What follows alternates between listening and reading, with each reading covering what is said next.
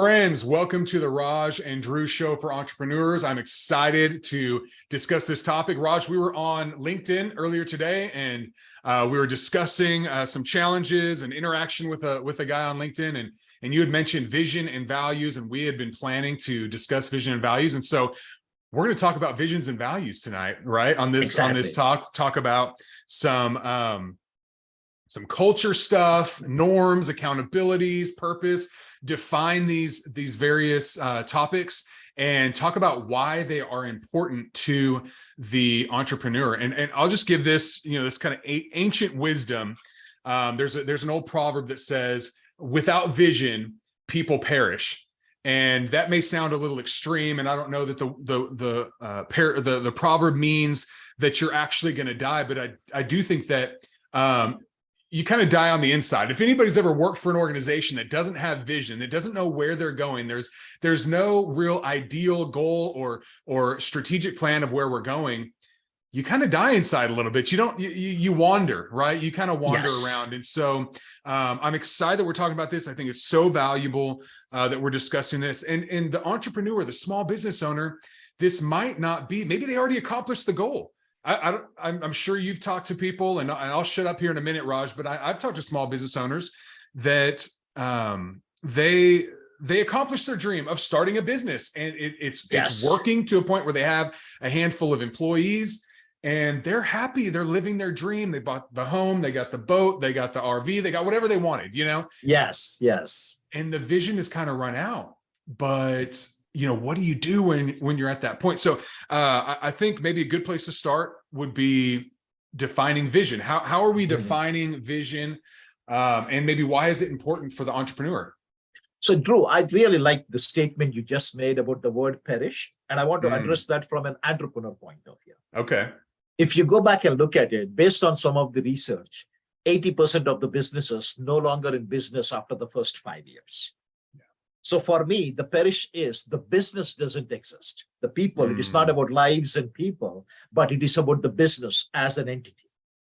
Entrepreneurs basically have the business as an entity. And if you take that another 5 years, at the end of 10 years, less than 4% of the businesses are surviving. So 96% of the businesses are perishing. So I really like the way you told the statement, and that is meaning from an entrepreneur point of view and small business point. That's great. That's a great way to tie it together. Exactly. And if you go back and talk about vision and culture, I really want to go back and look at values, vision, all of that is part of a bigger ecosystem. And I call it business culture. Okay.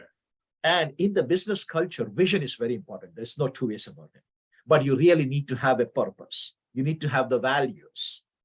And then you have the accountabilities and norms.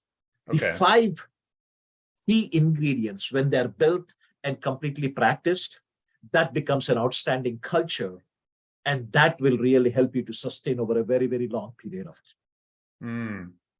Okay, so when I think of purpose, I think of, I've got my own personal purpose statement. My dream is to help you live yours. That's why I believe I exist. Why I'm on this planet is to help activate people in their purpose, whether it's starting a business or becoming an engineer.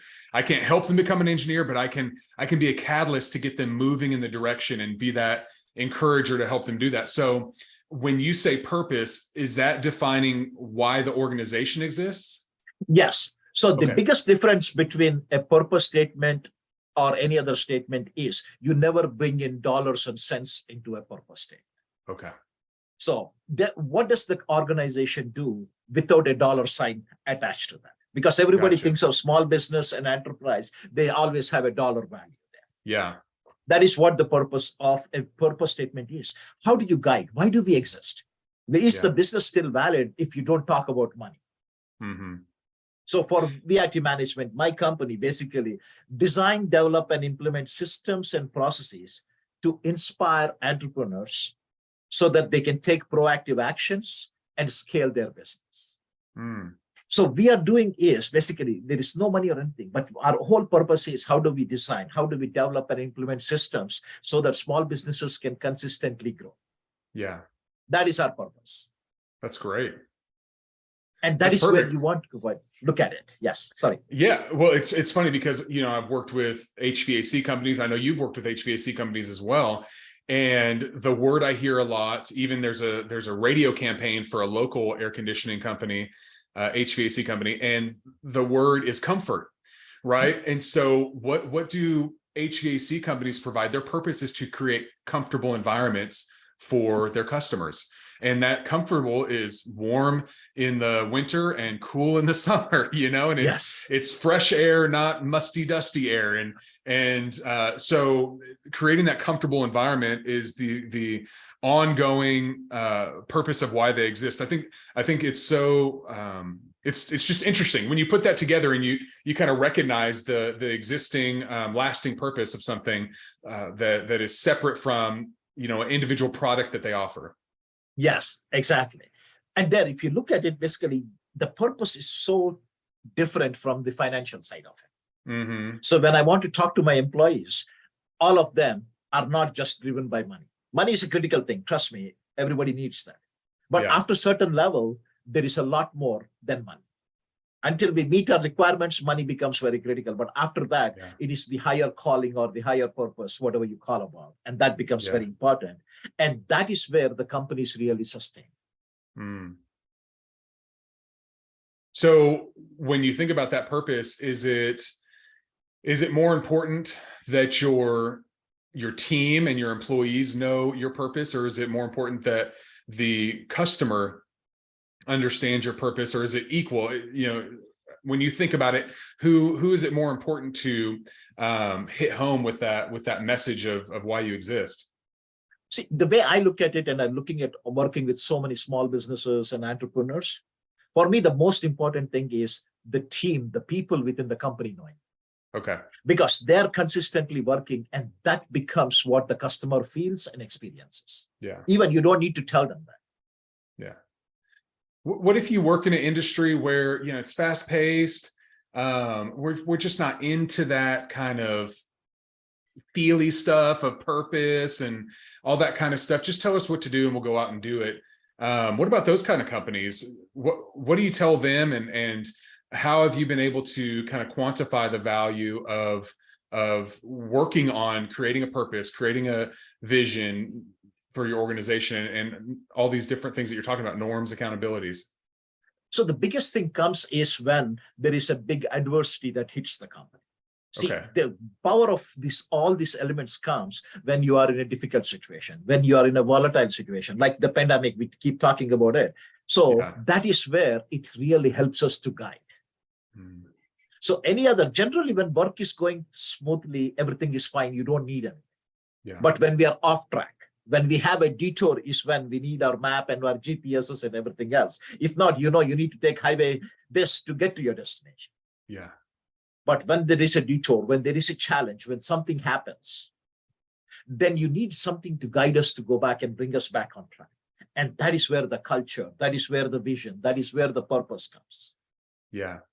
Moving from the purpose to the vision statement. If you look at the vision piece of it, what does a vision require? A clear and an inspiring description. That is what a vision is, right? Mm-hmm.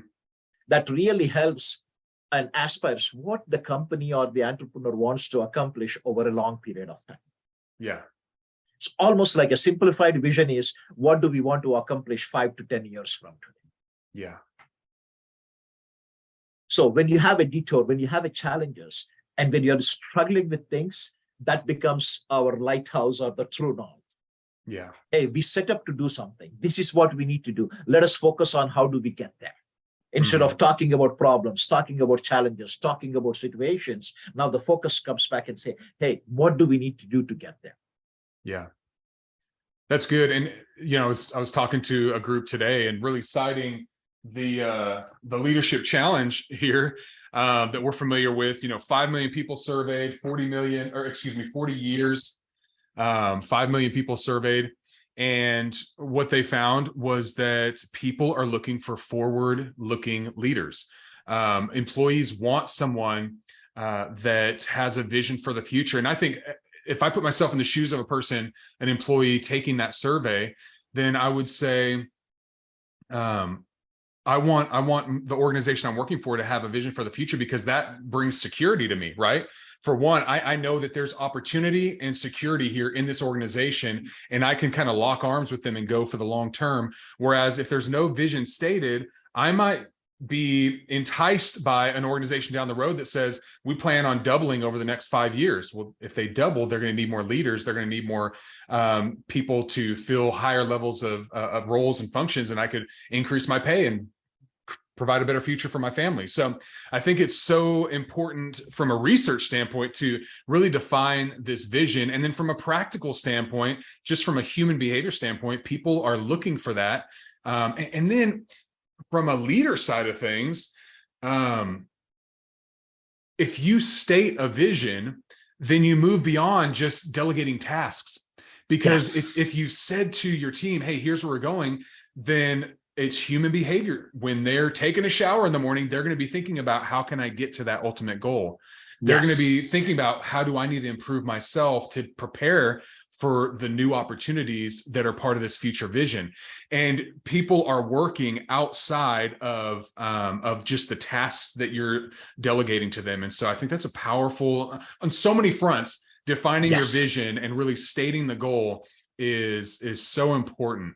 So how does culture fit into all of this though? And you know, some people have talked about culture being kind of this woo-woo thing, you know, out there, and it's a feel thing. How do you define culture? How do you kind of share that with your clients? So one of the things I when talk to people, and the way I define culture is, what do we naturally do as a group of people or as the company? What are some of the some people call it the unwritten rules of the organization. That is culture. Yeah. But what I go back and more people I have been working with, I almost divide that into two different aspects. We have the values that come into picture. Every company knows they need values, but values are at a higher level. They're providing the direction of where we want to go. But we take the next level of details and say, what are the accountabilities and what are the norms? Those two elements, along with the values, combined with the vision and the purpose, now it really helps the whole company to look at things from a holistic perspective and a practical perspective. And that will guide everybody. Once they're communicated, and once they're being understood by everybody else, everybody starts following, that becomes the culture. Okay. So these accountabilities and norms, these are, if values are the ideal of where we want to be, are you saying accountabilities and norms are really kind of how we flesh that out, how we do that in practical terms? Exactly. Okay. See, if you go back and talk about an accountability, what does accountability mean? Accountability means is somebody who is responsible and you can measure them and see if they're doing or not. That is an accountability. Okay. And that is what happens. So if you want a good culture, you define what those are. So a simple example, I'll give you one of the examples, right? And the example is, be a role model and demonstrate leadership in a manner that creates a culture of trust, accountability, and respect. So that is an accountability every single leader in my organization needs to follow. Okay. So I can go back and say, hey, are you creating a culture of trust with your team members, with your peers? Are you accountable through your actions? And are you demonstrating respect? Each one of those things I can go back and measure, some qualitative, some quantitative, but each one of those is measurable.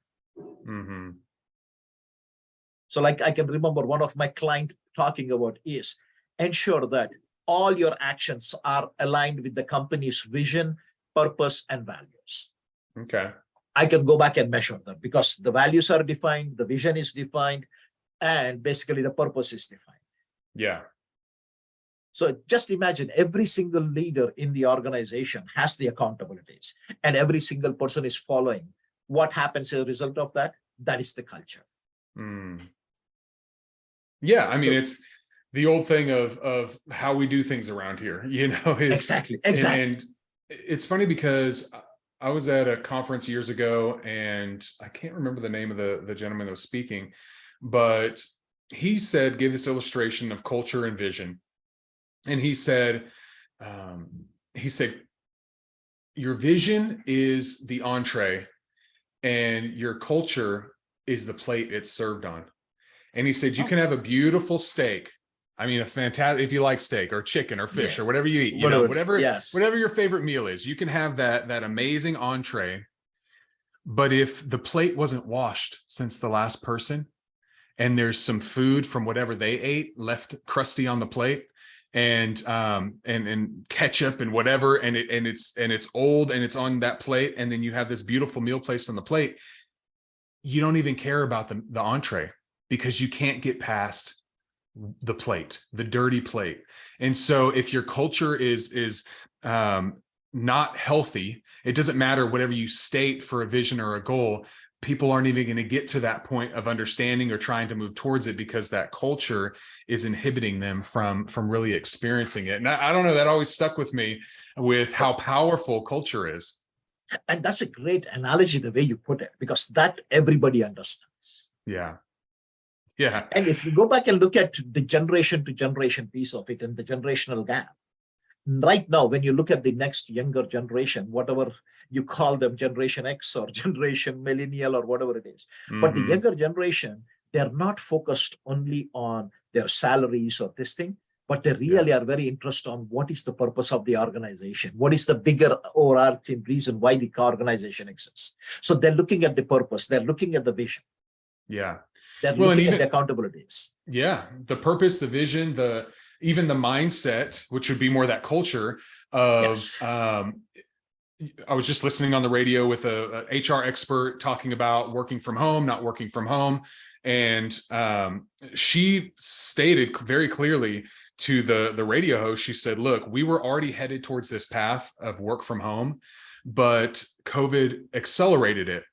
And here's the challenge that you have with younger people is they say, were you happy with my work product during COVID? If so, why do I have to come back in the office? And it's really gets down to a trust issue. Why don't you trust me? Just because, and what I tell people all the time, wherever you land on the work from home thing, you cannot measure the productivity of your employee based on if you see their head in a cubicle during the day or you see their car in the parking lot. That means that you have not defined what their priority is and how you're measuring their success. If you're only measuring their success by they spend 8 or 9 hours a day in an office, that's not a good measurement. You need to sit down and determine, what do I expect from this employee on a day in, day out basis? And can that be accomplished from home? Sometimes it can, sometimes it can't. If you're a greeter at the front desk, you need to be in the office to greet people. You know? Exactly. The different jobs, different roles. But I think it is a good conversation to have. And that goes into that broader point of that next generation is saying there are different questions. Whereas it blew my mind when people were putting together these packages, and there was a study done a few years ago. So this was more millennials, but it said, would you like a higher pay or more vacation? And the majority of millennials chose more vacation. And for me, I fall into that millennial crowd, but I'm like, I do not relate to that. You know, I'd rather take the higher pay, but it's different ways and different cultures are going to be conducive to that and accepting of that. And the norms are going to be in line with that and others are not. And so I think it is something to think about as far as being competitive as an employer in the future as well. You've really got to consider all these things. You have your preferences, but I think we always have to be open to change our mindset on those things. I don't know. That's me. I don't know. What are you thinking? What are you hearing from the market when it comes to something like that? So, Drew, the culture, the accountabilities and norms play a very big role in that. But I look at it from very, very different angle than what everybody's looking. I feel like we're asking the wrong question. Again, it's for a debate. Yes. So my biggest part of it here is the younger generation. I don't think everybody is saying that I want to work from home. Yeah, no. And the second part of it is that the same level they're going to stay for the rest of their lives?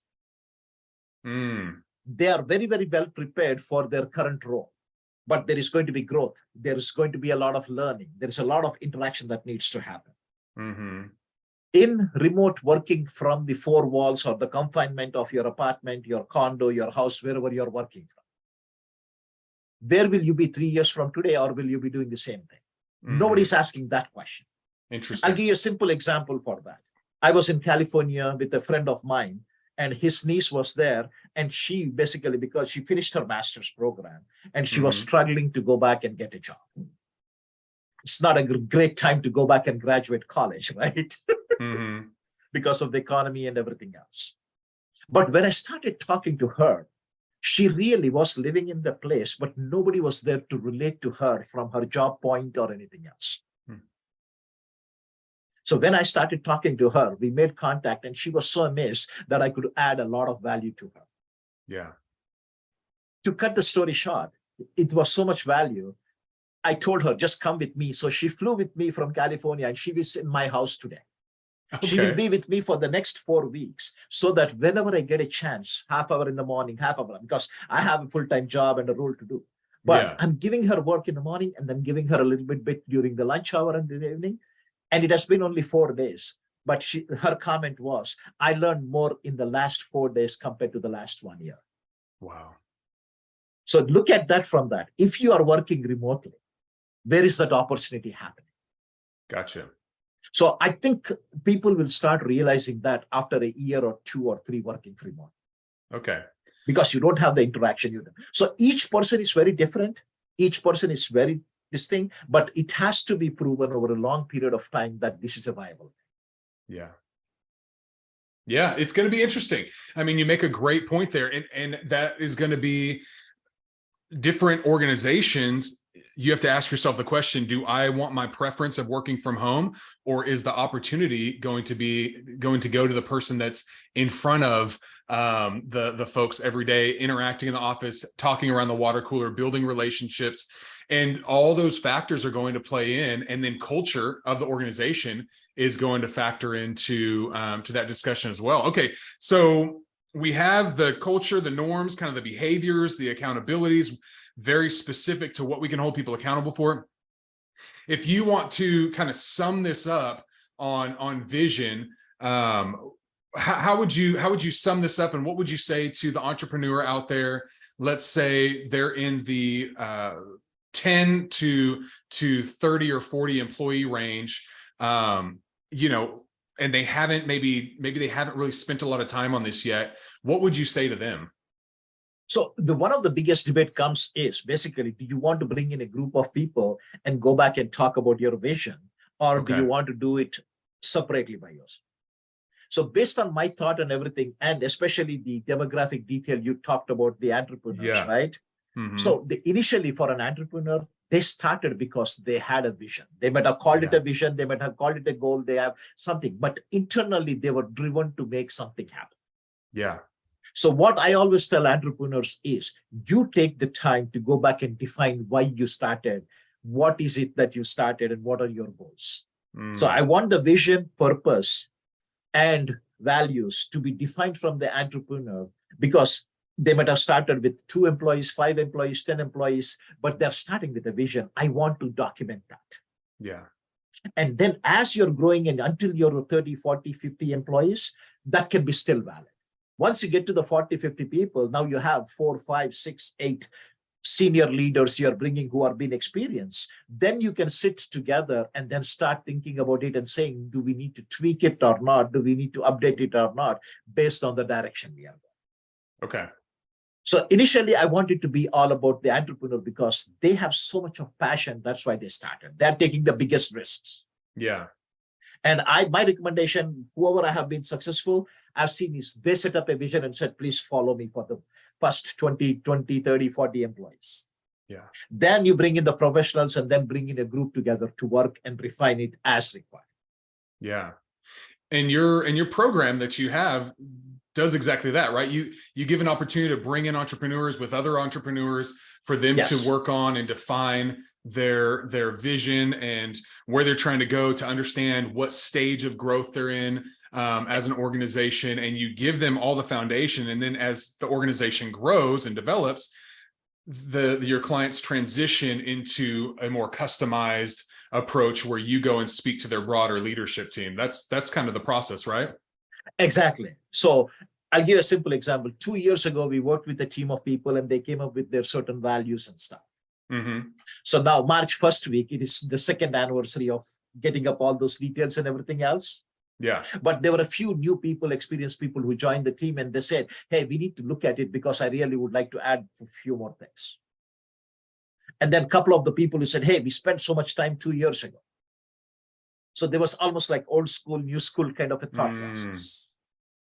And what I told them is, it is worth taking the time, because the initial one was set with the entrepreneur talking about their vision, their goals, their values. Yeah. Now it is a bigger team. So let us go back and revisit. Yeah. And at least have a discussion. So we are spending 3 hours just looking at all of those things the second week of March to work with them and really update them as required. That's great. And whenever I've done that with an organization, I've found that the team dreams bigger than the entrepreneur themselves. That's how it's happened with me. And Yes. and because the team, and they do it more confidently because the team knows that, well, I can do this, they can do that, they can do this. And it's a multiplying effect, which is different than an entrepreneur by themselves thinking, okay, if I have to do this on my own, what am I capable of? Right? It's kind of the Yes. entrepreneur carries the weight of the world on their back type thing and mindset that they go into everything. But when they start to realize, wow, my team is really bought into this and they're willing to make sacrifices that I maybe haven't asked of them yet. So it's a powerful experience to go through that process with your team, and I highly recommend it for any organization. That when do you think it's an appropriate time for an organization to bring in their team and really go through that process together? What stage and what is the employee headcount? So I would go back and say that start as soon as possible. Okay. Because if you look at it, even if you are, let's say, a stage 1 company with 5 or 6 employees, you want the direction and you really want to tell them which way we are going, right? Mm-hmm. So I tell everybody is, don't spend too much time, at least communicate what you have in your mind and say what you're doing and why we are doing this. Okay. That is all about your vision and purpose. Mm-hmm. And then slowly start refining it as a process every year. So every year, basically, I go back and say, all my clients, when we work with it, September is a big month where we start planning for the strategy side of it. Okay. So as part of that exercise, basically, you can take the whole leadership team to an offsite for a day or two to thinking about the next 1 year, the next 3 years or 5 years. And then one of the exercises is, hey, how are the values working? Are they still aligned with what we are doing, or should we go back and have a shift? Because sometimes they might come up with a new product, a new thing, which might completely change their purpose. They may change their vision and everything else. So every year they're looking at it and spending some time. Gotcha. And once in 5, once in 10, I know basically GE had a lot of values for quite some time, but in the year 2002 and 3, they had a massive initiative to go back and redefine them. So I think the old values before that were in place for at least 20, 30 years. But they said, you know what, we have changed, we have grown a lot. So they had a committee, they brought in the experts, and they spent a lot of time defining that. And a complete new set of 10 values came out in the 2002 or 3 timeframe. Fantastic. That's great. Well, good. Okay. Well, I think that really covers vision and culture, and you just did a wonderful job of telling us the importance of it and how people can go about it. And so I hope you all listening enjoyed that. If you got value out of it, please share the link to the podcast with a friend and let them know about it. Fellow entrepreneurs, small business owners, we want to add value to you. And if you have questions, reach out to us. Our contact information is in the notes. We'd love to discuss topics that you're interested in, that you need answers for, and reach out through LinkedIn, direct message us, or we have email addresses down there below as well. But thank you so much for listening, and we'll see you on the next one. Thank you.